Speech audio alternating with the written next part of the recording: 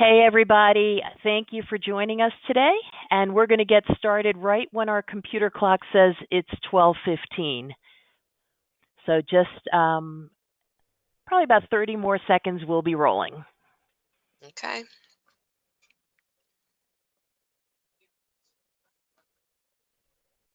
Okay, and I see folks coming online here. Great, we are going to be recording this, so if you have to step away, you'll be able to get the recording later, but very excited to have our guest today. So just a few more moments and we will begin. Okay, and now my computer's telling me it's 12:15, so thank you everybody for joining us, and hand it over to you, Nancy. Okay, hi, I'm Nancy from Ikaru. I'd like to welcome you all to Ikaru's largest webinar to date. I have over 220 people signed up, so we're excited to learn about Password Manager, LastPass. That's what we're going to learn about today. I have our two guest speakers, Ragav and Chris, who are here to educate us today. You guys can take it away, and thank you so much. Thank you, Nancy. Thank you, Anne. Hello, everybody. My name's Ragav Khosla.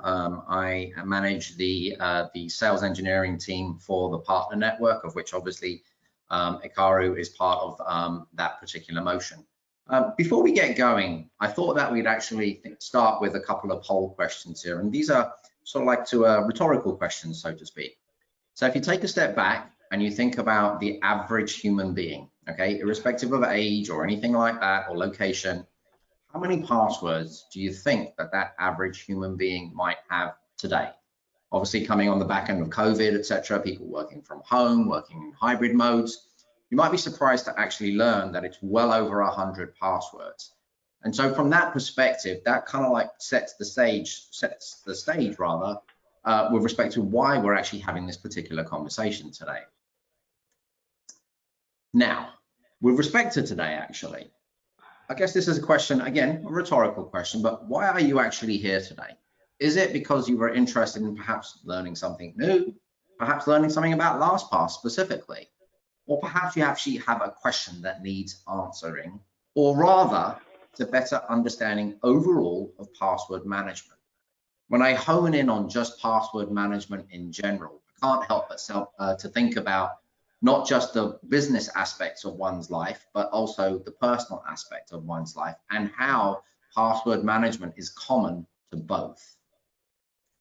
So what can we expect to actually review today? Well, obviously there's going to be an introduction, which will be done momentarily, but we'll also actually look at some of the facts associated to passwords and why a password manager in general is so crucial or critical, not just to the business aspects again, but also to the personal aspects of one's cybersecurity posture.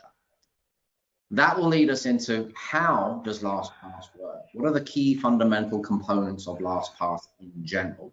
And ultimately wrap up with a Q&A session. Nancy and Anne, would you mind introducing yourselves, please? Sure. Right. I'm Nancy Amato. I do the marketing, sales, and client services for Ikaru. Happy to have you all with us today. I'll turn it over to Anne, the president and founder of Ikaru. Yeah, and I'm Ann Westerheim. I'm the founder of Ikaru, and we've been located in Westford, working with local businesses for over 15 years. We're very big on cybersecurity and education, and the theme that cybersecurity is everybody's responsibility, and very excited to have the team from LastPass here today. Thank you both. And again, my name's Ragav Khosla. I actually live in Arlington, and when I first met Anne and Nancy, I was actually explaining to them both that when I moved to the States 25 years ago, I actually worked for a company called Cascade Communications back on Carlisle Road. So I know Westford and Acton fairly intimately because I spent on many years working in a variety of different capacities across a few companies in that region. So I'm thrilled to actually have that connection. Okay. Yeah, you were across the street from us. So, right, absolutely. Thank you, Anne. So introducing Ikaru. Right. Probably information we've just digested, but Anne, would you like to?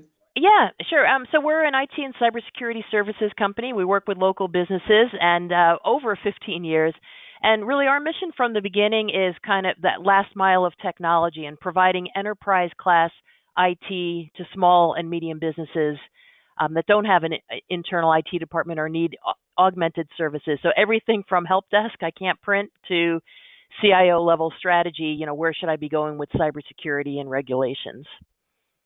Perfect. Thank you, Anne. Okay, moving into the main content. So let's go back to that initial poll question about how many passwords does the average human being have? As you can see here, 90% of people have indicated that they've got 50 or more passwords. Now, the common challenges associated to these passwords, and I'm sure this is applicable to many on this call, including myself actually, before I became a LastPass employee.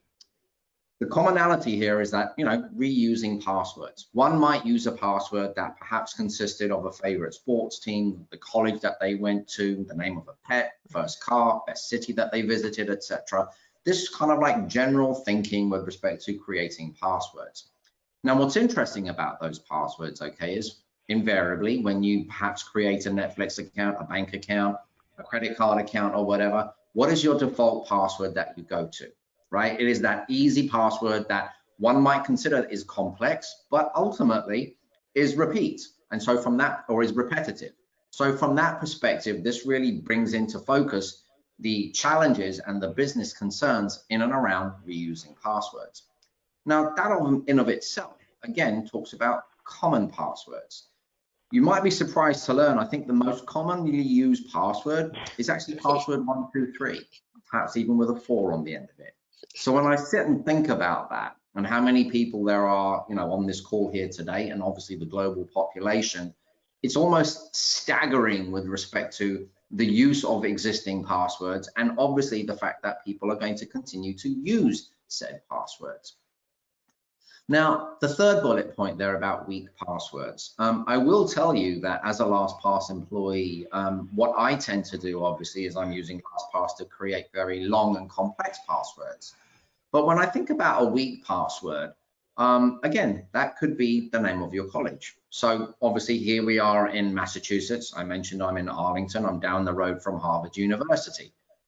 Perhaps my weak password might well be, the year I graduated at Harvard, and by the way, I didn't, but I'm using as an example. I went to Harvard and the year I graduated, right, as an example. But it gets interesting with respect to human behavior, because ultimately, this is what we're really talking about here. Now, the last bullet point there, I mentioned COVID a few moments ago. I think what COVID highlighted was how we all had to work and live and exist with family members of different ages, perhaps attending school, perhaps working concurrently in one room, one home, etc.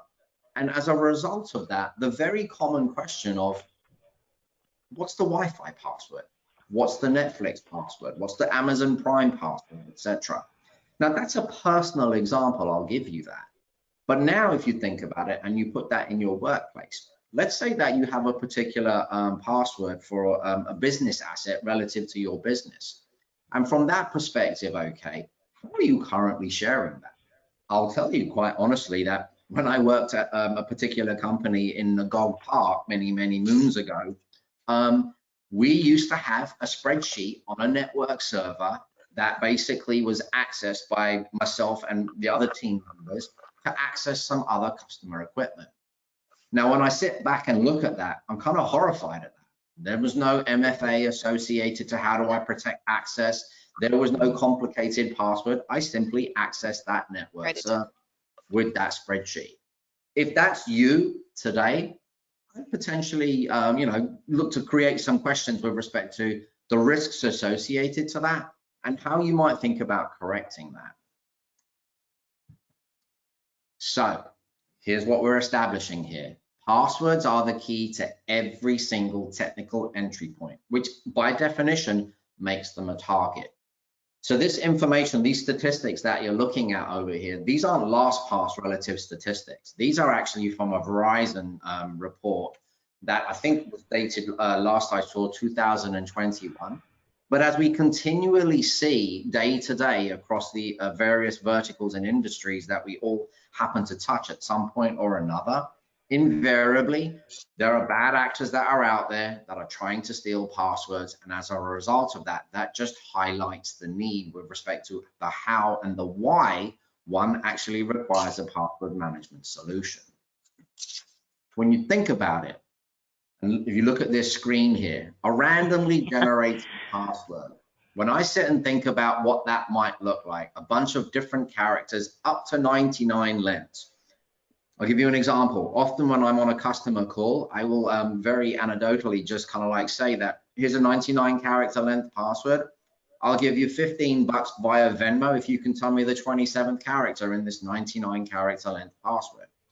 The point here is that when we use these capabilities to generate these passwords, they're so unique, so complex, nobody is actually having a need or a requirement to remember them.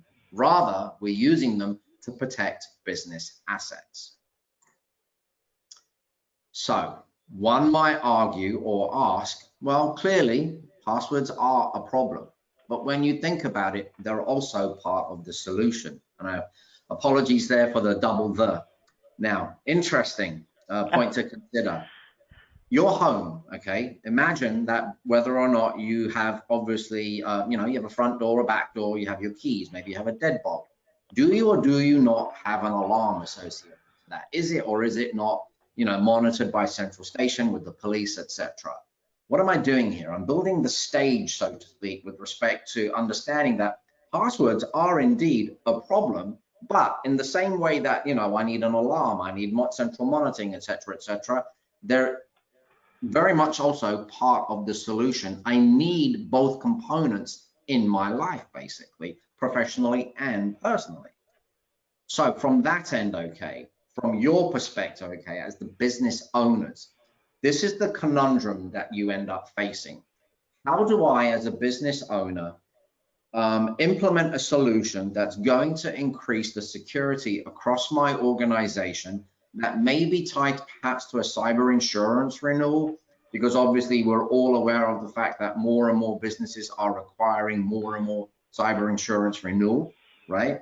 But how do I make sure that I do that across my business whilst also making sure that my employees are actually using the solution in place to provide said security to attain said cyber insurance needs, right?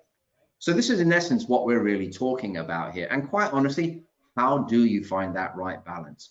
I think honestly speaking, this is where you would look to leveraging obviously Ikaru here, right? Their organization, the services provided in terms of onboarding and such like, providing technical support within your environment as the business owners. This is where you can find that right balance with respect to adoption of a solution to address a very fundamental problem. Now, working from the left to the right, this is one of my favorite actual slides here.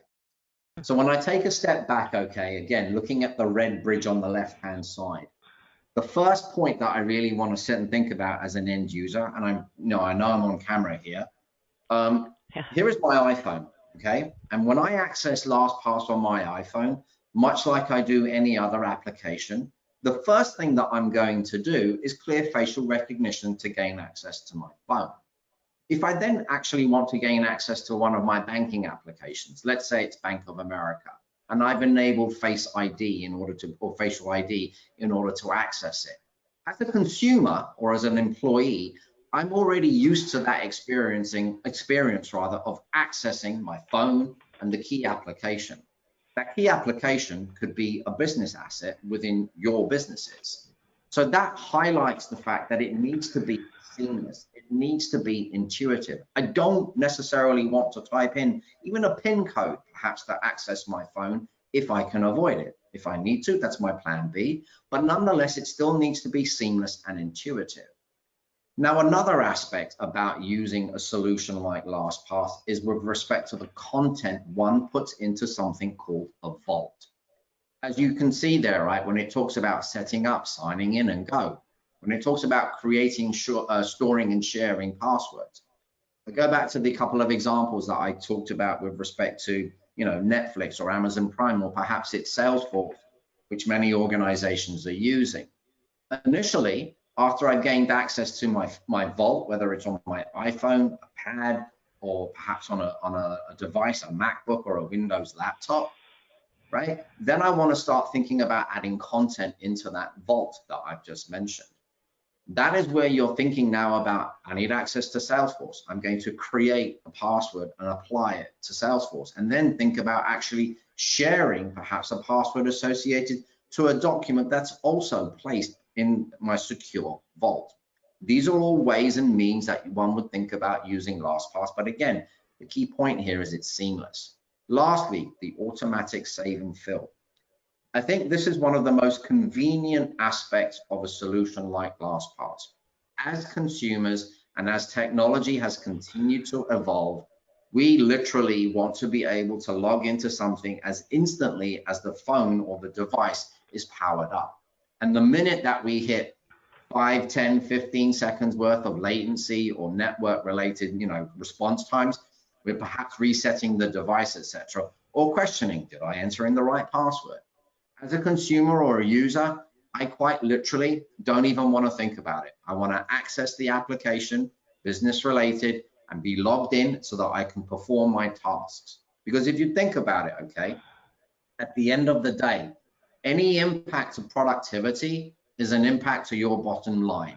So irrespective of what business you actually have, every time there's a call made about, hey, I forgot my password, can you please reset my password to whatever the thing is, you're eradicating or eliminating the need for that call.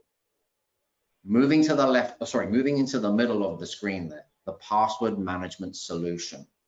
So quite honestly, a password management solution will provide you the means to be able to address the concerns that we've just discussed thus far. But more importantly, working to the left again, it will provide an environment for your employees to be able to perform their functions day to day. But what I really like about the use of LastPass in this kind of environment is the controls that are suggested towards the right-hand side of the bridge here. It talks about being secure and encrypted, or it introduces that. So let's have a conversation about that, just a high-level one at least. So I've mentioned a vault a few times. A vault, I'll go back to a house analogy. A vault basically is quite literally a bank vault. In order for you to go to the bank, if you had a safety deposit box at Bank of America, at the major cross intersection, in Westford there, basically, and you wanted to get into your safety deposit box, you already know you have to go up to the register. You say, I want to get into my box. You have a key, and the bank teller also has a second key.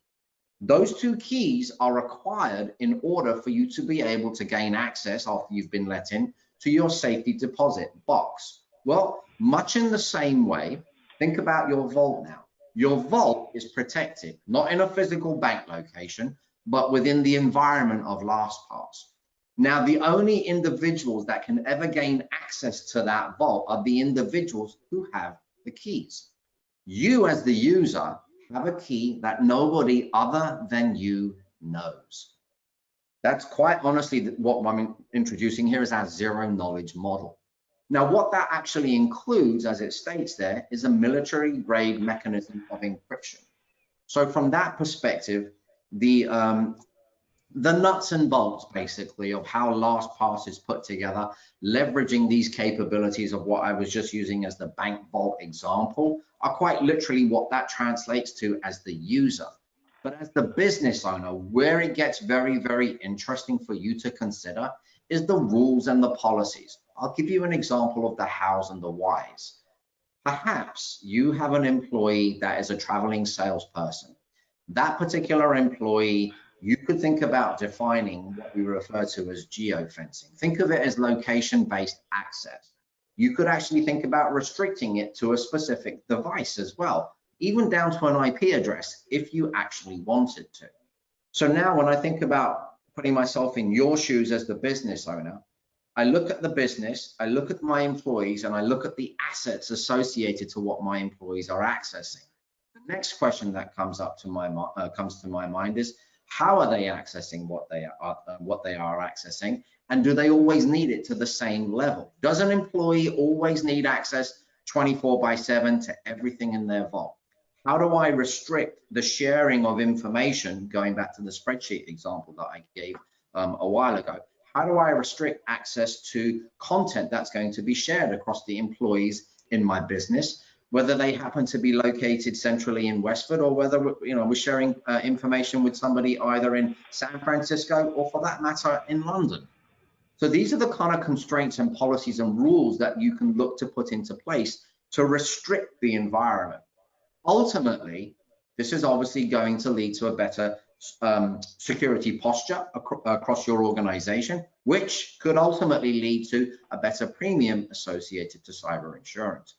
The last thing that it will probably look to provide you is peace of mind. And I think that's a very, very compelling business reason right there.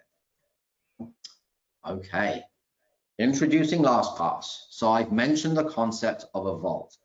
Just to set the stage here, we're not going to have a product demo here today. In the event that you would actually like to have a product demo, I did mention to Anne and to Nancy, because I am so local to the region, or to the area rather, I am happy to come and meet with you and have an introductory discussion about LastPass, if that's something that you would actually like to pursue. And obviously we'll work through Anne and Nancy accordingly. So please do consider that.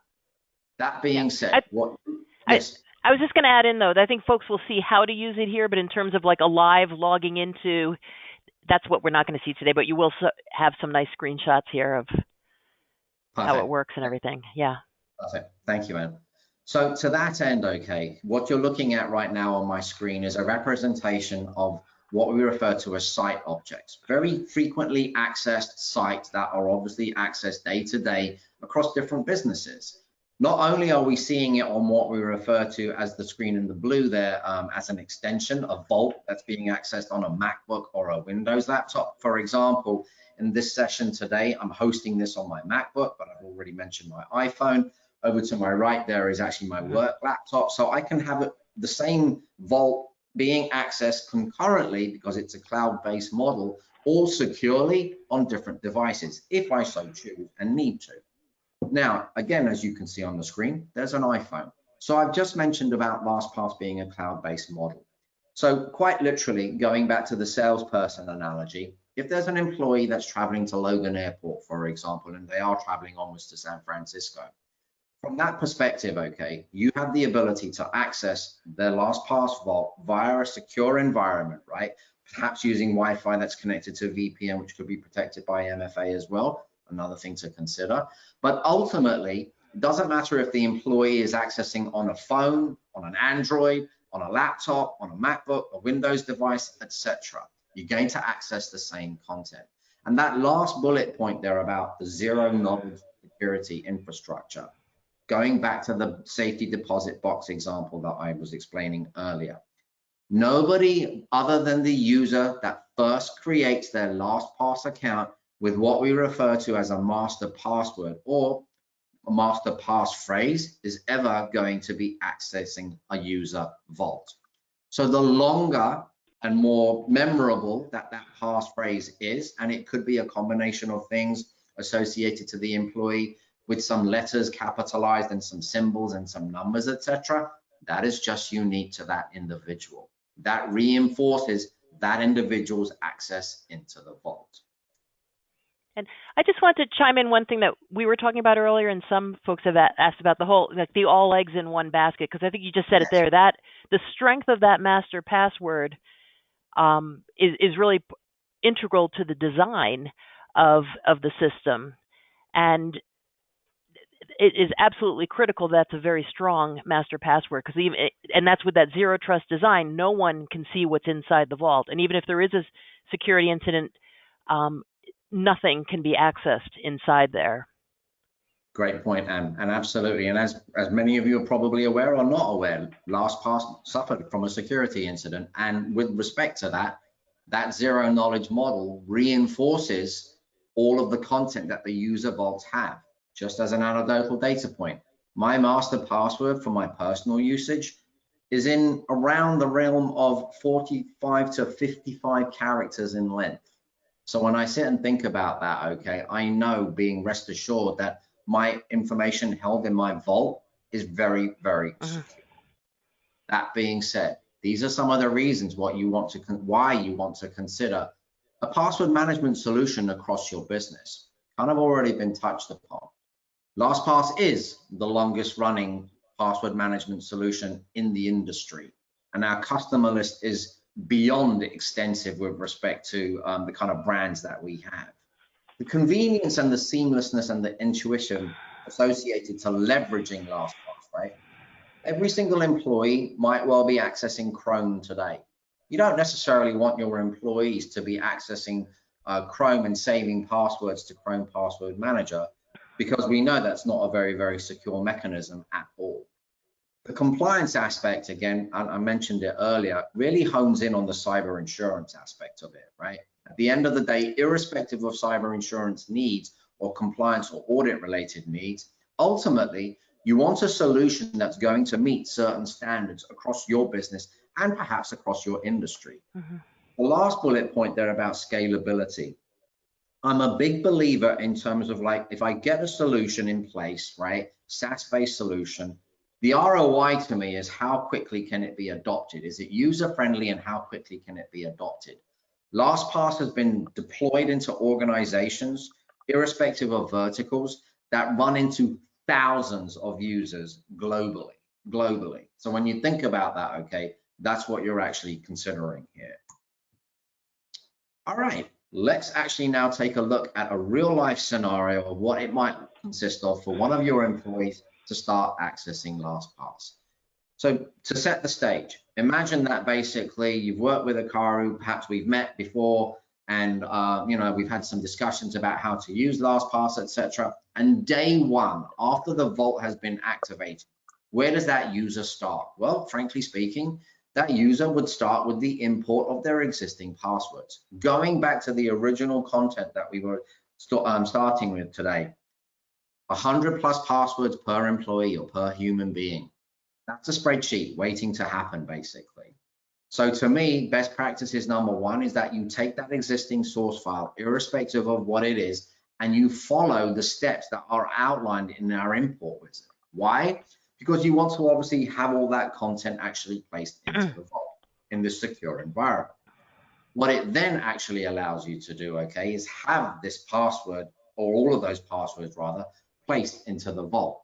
Now, if I can, okay, I'd like you to hone in on the Dropbox example, or the Hyatt hotels on the top part of the screen, or the Microsoft example. You'll hopefully notice that there's an exclamation point there. That's a very interesting data point that I'd like you to consider, and here's why.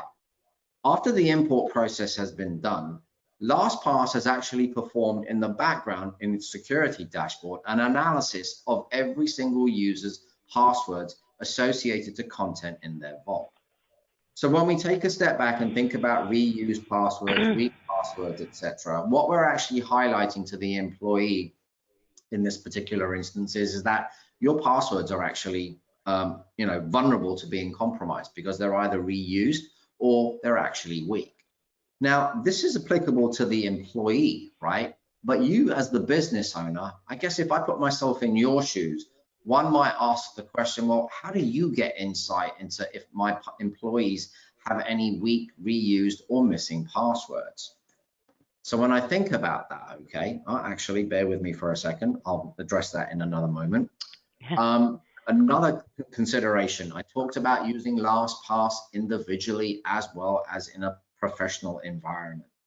There is a concept called families as a benefit, which every one of your employees across your organizations would gain access to. So if I think about my left hand and my right hand here, both have needs for having passwords. But if I instill best habits or good practices, or good habits rather, on my personal side of my life, I would like to think that they translate to the professional side of my life as well. Now, LastPass provides a mechanism for all of your employees and you as the business owners to connect the two together. They would be accessible via you accessing your LastPass vault with your business email address and gaining visibility to both components. Now, going back to the controls in and around this particular capability, one thing I want to highlight to you, okay, is the ability to actually restrict employees from actually taking your business assets and basically moving away with them. Through the policies that we have, you can determine that, yes, I'm going to extend this benefit to one individual, a group of individuals, or the entire company. And then I'm going to determine what access rights and to what level they're actually going to be able to view or access business assets.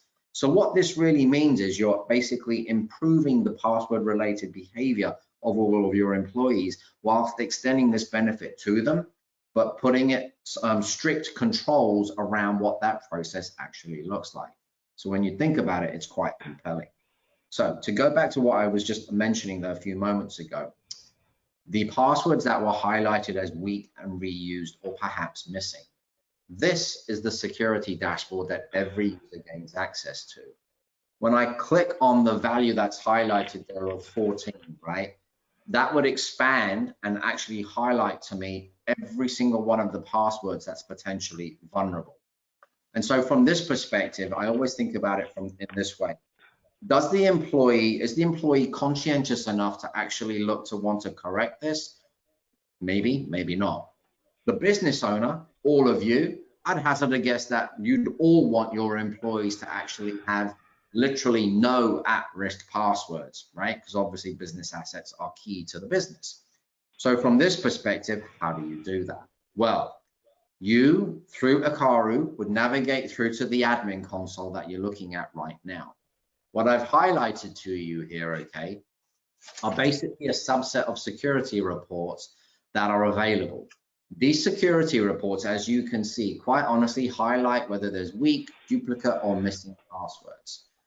One report in specifically that I do want to introduce to you, okay, is the report about the same password being applied to multiple sites. Take a step back and think about your own personal habits here. Do you perhaps have the same password applied to multiple different sites? And now, if you do, okay, recognize that you have the means to obviously get a report and monitor that, but also get that addressed. Now, think about that across your business. If you have employees that are having potentially weak, reused, or missing passwords, and they're being consistently highlighted in this particular report, that's a risk to the business. I don't want to see that occur to your business any more than you want to see that occur to your business. So what we're providing is the reporting mechanism, the visibility into the security posture across your organization, simply in and around passwords. Again, it's about return on investment from this perspective. So lastly, a couple of very, very common questions that come from, the end client user base here. Quite honestly, as it states, why can't I consider using Chrome or Edge on my computer, or Firefox for that matter? Well, as we already know, those particular browser password managers, they're not secure, they're not encrypted, they are not a cloud-based solution. So if someone was to take a particular device and gain access into it, all the potential passwords are actually already exposed and now vulnerable. I'll give you another example as well. For those users that are using iPhones, as I am, right? I don't use Keychain on my phone anymore. Why? Well, what happens if I actually am at another location and I need to access my vault for whatever reason? Maybe I'm on vacation somewhere. And as a result of that, if I can't access it on my phone, I go to another device, I'll try to access LastPass from that mechanism. I'll receive a verification email that, is it really me? I'll click yes, I'll gain access to my vault. Can't do that on a computer with Chrome, Edge, or Safari, or sorry, Firefox or something like that. And then lastly, I'll leave with this. How do you download LastPass? You could actually theoretically go to lastpass.com and start a free trial and end up with a free account. However, obviously, I would discourage that. Why? Because what we want to do actually is educate you with respect to the value, and by we, I mean Ikaru and ourselves, educate you with respect to the value of LastPass and get LastPass perhaps into a pilot, so to speak, or in a trial environment, so you can actually understand the value that it brings into not just your own lives, but across your business. Unless there's any questions, Anne, I'd like to pass back to you, please. Yeah, just related to some of the questions that we get a lot, you talked a little bit about the family benefits. So you can associate your sort of free personal use account to your business account so you can get that seamless entry. But then if you ever left the company, you're not mixing and matching business and personal, and then you can separate those, which is really important. And then the other thing is, as a manager, you can get that security report. So, for example, let's say Nancy's reusing passwords. I don't know what her passwords are. I can't see the passwords, but I could see on a report saying, hey, you've used a password multiple locations, or you have weak passwords. So it really gets that security dialogue going without violating anybody's individual, individual security. Absolutely. One other thing I wanted to add about being a LastPass user for the past 3 years now, I think. My passwords are so long. I have capital letters, lowercase letters. I have numbers. I have symbols. I can't even remember them if I wanted to. So it's a good thing they're in the safe vault. Yeah, and I'm just looking to see questions online here. I think, the all eggs in one basket is a major concern, but I think you pointed it out beautifully. It's a trade-off between, no one can remember 50 or 100 strong passwords like Nancy was talking about. So there is this balanced trade-off, and it's extremely important that the last password you have to remember is that one is extremely strong, because that's your protection. And LastPass can't see what your passwords are either because of that zero trust, zero knowledge model. So despite the perceived risks of the central vault, it's a lot better than the alternative, which is reuse passwords, weak passwords. I think I read one stat that something like 40% of people won't change their password, even if they know it was part of a major breach, like at Chase or Bank of America, et cetera. They still won't change it, and they might still be using it at 5 different places. So that's our position on it. And Nancy can set up, if somebody wants to do a trial account or see, maybe what the reports look like, we'd be happy to set that up. Absolutely. And, one of our themes really is that security, it's everybody's responsibility. So it's something we all have to do together. Right. I don't know if Nancy, you have anything to add that you've heard. I don't see any additional questions on here, I haven't so we seen can. Any questions come in, so. Yeah. So any additional ones, so we can wrap up. But yeah, Ragav, I mean, that's fantastic that you're local, because I know some folks who would definitely want to have you come and do more of a personalized use case. Absolutely. I think adoption of this and actually embracing it, using it well, following best practices, extremely important. So anywhere we could help, we'd love to do that. Yes.